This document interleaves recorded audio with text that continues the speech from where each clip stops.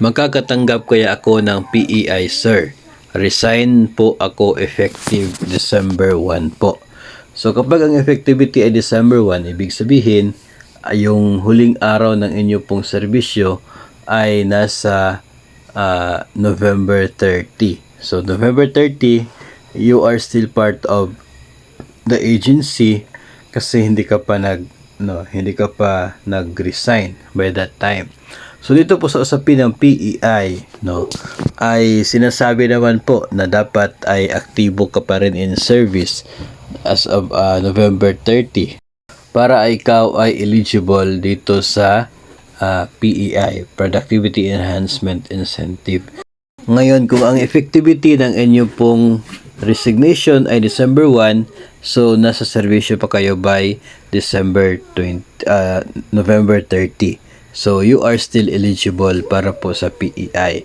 Kaya may mga cases lamang na posibleng hindi ka makatanggap ng inyong pong PEI pagdating po ng December 15 kasi ikaw po ay nasa yung parang huling part na ng inyong pong serbisyo. So pwede na yung bahagi ng PEI na matatanggap po ninyo ay ibibigay sa inyo through dito po kasabay sa inyo pong last payment. Kasi nga you are resigning. So magbibigay ng certification of last payment at pwedeng doon po isabay yung para po sa inyo pong productivity enhancement incentive. So wag kang magtataka kung pagdating ng December 15 ay hindi ka kasali sa mabibigyan.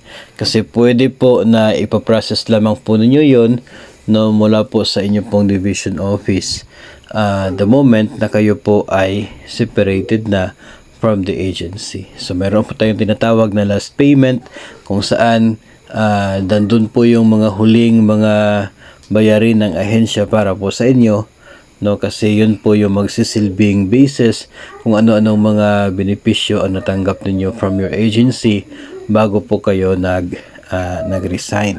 So, sa inyo pong part, aasahan po ninyo na yung PEI ay pwedeng doon na sa last payment isasabay at hindi po sa December 15 mismo. So, hindi naman po yun mababawasan if you are able to serve at least 4 months sa taong ito from January 1 hanggang sa November 30.